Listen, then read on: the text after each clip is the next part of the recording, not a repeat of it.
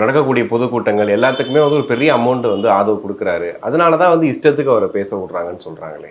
இல்லை, ஆதவ அர்ஜுனா ஃபண்டு கொடுத்து தாவேக்கா நடத்தப்படுவதாக நான் நம்பலை. ஏன்னா அவர் என்ன ஒரு ஃபண்ட் ரைஸ் பண்ணுறதுக்கு தெரிஞ்சு விஜய் தன்னுடைய சொந்த பணத்தில் தான் பல்வேறு நிகழ்ச்சிகள் அவர் நடத்திக்கிட்டு இருக்காரு.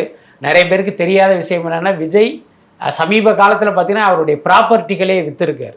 அதுக்கு ஒரு பெரிய உதாரணம் வடபழனியில் பார்த்தீங்கன்னா ஜேஎஸ் கல்யாண மண்டபம்னு ஒரு கல்யாண மண்டபம் இருக்குது. அது வந்து விஜயினுடைய கல்யாண மண்டபம். ஜேஎஸ்னுடைய சுருக்கம் என்னென்னா ஜோசப் விஜய் சங்கீதா, அதனுடைய சுருக்கம் தான் ஜேஎஸ் கல்யாண மண்டபம். அதை பார்த்தீங்கன்னா பல வருடங்களுக்கு முன்பு தயாரிப்பாளர் லலித் கிட்ட வந்து லீஸுக்கு விட்டுருந்தார்.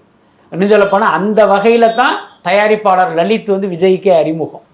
இவருடைய ப்ராப்பர்ட்டி எல்லாமே அவர் தான் லீஸுக்கு வச்சுருந்தார். போரூரில் இருக்கிற கல்யாண மண்டபம், அதுக்கப்புறம் பார்த்தீங்கன்னா சாலிகிராமத்தில் இருக்கிற சோபா கல்யாண மண்டபம், இது எல்லாமே லலித் தான் லீஸுக்கு எடுத்து நடத்திக்கிட்டு இருந்தார்.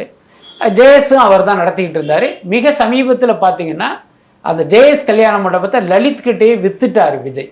புரியுதா இல்லை? நீங்கள் யோசிச்சு பாருங்கள், விஜய்கிட்ட பல 100 கோடி பணம் இருக்குது. ஏன் அந்த கல்யாண மண்டபத்தை விற்கணும்? என்னென்னா அந்த கட்சி நடத்துவதற்கு அவருக்கு பணம் தேவைப்படுவதால் தன்னுடைய ப்ராப்பர்ட்டியை விற்றுக்கிட்டு இருக்காரு.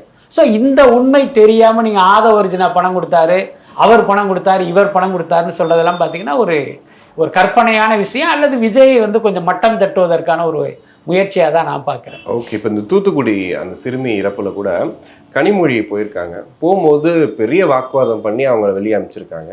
பட் ஆதவ அர்ஜுனா போய் உள்ளே உட்கார வச்சு பேசியிருக்காங்க. அதுக்கப்புறம் பெருசாக இதெல்லாம் பண்ணி அதுக்கப்புறமா கனிமொழி உள்ளே போயிருக்காங்க. அப்போ மக்கள் மத்தியில் ஒரு எதிர்ப்பு வந்திருக்கா அந்த டைம்? அதான் பொதுவாகவே பார்த்தீங்கன்னா இது போன்ற ஒரு சம்பவங்கள் நடக்கும்போது அந்த மக்கள் சம்மந்தப்பட்டவர்களுடைய உறவினர்கள், நண்பர்கள், இவர்களுடைய கோபம் முதல்ல யார் மேலே திரும்பும் அப்படின்னா ஆளுங்கட்சி மீது தான். புரியுதா இல்லையா? அதனால என்னென்னா அவங்க வந்தாங்கன்னா கண்டிப்பாக இப்படி ஒரு எதிர்ப்புங்கிறது தவிர்க்கவே முடியாது. ஒருவேளை அவர்களுடைய எதிர்பார்ப்புகள் பூர்த்தி செய்யப்பட்டால் இந்த கோபம் இருக்காது. இது நம்ம பல சம்பவங்களில் பார்த்துருக்கோம். அதுக்கு அடுத்து இந்த மாதிரியான ஒரு சம்பவம் நடக்கும்போது உடனடியாகவும் நீங்கள் ஆளுங்கட்சியை சேர்ந்தவர்கள் அங்கே போயிட முடியாது. ஏன்னா மக்கள் ஒரு கொதி நிலையில் இருப்பாங்க. அப்போ வந்தாங்கன்னா அவங்க மீதே அவங்களுடைய கோபம் வன்முறையாக கூட திரும்புவதற்கெல்லாம் வாய்ப்பு இருக்குது. ஸோ அதன் காரணமாக தான் இவங்களுடைய மூடு என்னன்னு தெரிஞ்சுக்கிட்டு அதுக்கப்புறமா அவங்க அந்த இடத்த ரீச் பண்ணுவாங்க. இது பல சம்பவங்களில் நம்ம பார்த்துருக்கோம். இப்போ விளாத்திக்குளம் சம்பவத்தில் பார்த்தீங்கன்னா கனிமொழி மீது அங்குள்ளவர்கள் காட்டிய அந்த எதிர்ப்பையும் கூட நான் இந்த ஆஸ்பெக்டில் தான் நான் பார்க்குறேன். அதுக்கப்புறம் ஆதவ அர்ஜுனா என்பவர் ஆதவ அர்ஜுனா கிடையாது. அந்த மக்கள் பார்வையில் அவர் விஜயினுடைய பிரதிநிதி. அப்போ அதனால வந்து அவர் வரும் பார்த்தீங்கன்னா ஒரு சாஃப்டான அணுகுமுறையை கடைப்பிடிச்சிருக்காங்கன்னு நினைக்கிறேன்.